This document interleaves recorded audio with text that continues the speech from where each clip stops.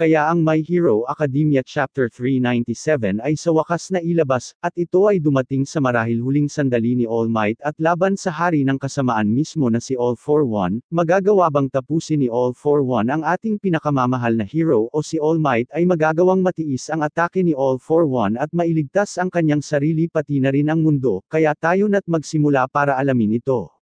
Kaya hindi na natin papatagalin ito, tayo na't sisisid sa My Hero Academia Chapter 397 na may pamagat na Taking Out the Trash. Ang chapter na ito ay nagsimula eksakto kung saan natapos ang nakaraang chapter na si All Might ay hinahamak si All For One pagkatapos na gamitin ang shoot style na inismash ang kanyang mukha na sinasabing masama ang kanyang pakiramdam na sinusuntok ang isang batang lalaki kung siya mismo ay mahigit 50 taong gulang, at ibig kong sabihin.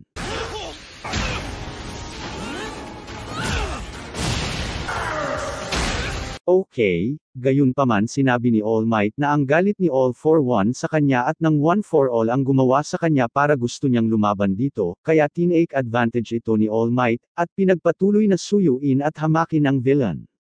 At sinimulan niyang trash talk si All For One na sinasabing walang paraan na maaari niyang tawagin ang kanyang sarili na Demon Lord muli kung kahit na ang isang walang quirk na tao ay maaaring labanan siya ng one-on-one. At gaya ng inyong inaasahan, mabilis nitong ginalit ang mayabang na villain na nagpakawala ng isang malawak na malapitang multi-quirk blast kay All Might na nagpalipad sa kanya at tumama sa maraming gusali. At noong sinabi ko na multi-quirk blast, hindi ako nagsisinungaling, mayroong 6 na quirks ang ginamit sa atake na ito katulad ng spring-like limbs, physical boost, air cannon, rivet stab, dark ball, at light dust. At si All Might na nagawang makaligtas sa atake na ito salamat sa kanyang kapa na sa totoo ay isang automatic guard utility cloak na may pangalang Dark Shadow. Napagtanto din ni All Might na ang quirk na ginamit sa atake na ito ay hindi lahat na ibagay pero tila mga random lamang. Kinumpirma din na hindi lamang ang kanyang paghahamak ay gumagana kay All For One, at ginagalit ang villain, pero siya ay may kalamangan at kailangan niyang panatilihin ang kanyang pagta-trash talk sa Demon Lord. Pagkatapos binalaan ni Hercules si All Might na ang kanyang kapa at ilang bahagi ng kanyang armor ay seryosong napinsala, sa kabila nito si All Might ay nagpatuloy na pasimpleng inutusan si Hercules para i-activate ang support mode sa maximum na kapasidad.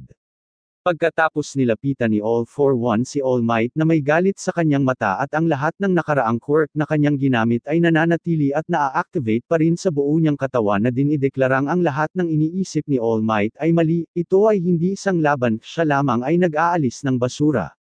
Kaya si All For One na ngayon ay nagta-trash talk din ay sinabi kay All Might na tila ang basura ay nakakuha ng ilang lakas ng loob muli, dahil siya ngayon ay nakasuot ng isang trash bag pero sa realidad na ito, ang tanging magagawa lamang niya ay sirain itong armored suit at siya ay tapos na ang mga laruan na ito ay hindi sapat para matalo siya. Pagkatapos na marinig ito, marahil na pagtanto ni All Might na pinanalo ni All For One ang round na ito ng pag-trash talk pero partikular na inisip ang tungkol sa kung ano ang kanyang sinabi kay Midoriya sa panahon ng Cultural Festival kung paano siya nakakita ng napakaraming pro-heroes na natatalo, dahil sila ay masyadong umaasa sa support items. Gayunpaman naalala din niya ang pinakaunang pagkakataon na nakatagpo niya si Nana Shimura kung saan makikita natin siya na lumulutang sa ere sa itaas ng maraming natalong villain na tinatanong ang batang All Might kung siya ay talagang may planong labanan silang lahat gamit lamang ang isang bakal na tubo sa kanyang kamay. Kaya ito ay tila si All Might ay nagsimula sa support items at magtatapos sa support items, at sa pag-iisip na ito, si All Might ay mabilis na gumalaw patungo kay All For One at nagpatama ng isa pang atake sa villain habang ang dalawa ay nagbahagi ng mga komento na sinasabi ni All For One na hindi ako nahulog sa iyong nakakaawang pain, ang aking tagumpay ay garantiya, kaya nagdesisyon akong tumigil at alisin ang basura. At sinagot ito ni All Might nang maaari bang tumigil ka sa paggawa ng mga dahilan, sa totoo lamang ito ay mahirap na panoorin. At dito nagtatapos ang 397 na malungkot na sabihin, dahil ito ay may haba ng kalahati ng regular na chapter, pero ito ay mas mabuti kaysa wala, kaya kung nagustuhan mo ang video ay huwag kakalimutang mag-iwan ng like, para sa iba pang anime content huwag kakalimutang mag-subscribe sa channel. Maraming salamat sa panunood at magkita-kita tayo sa susunod kong video.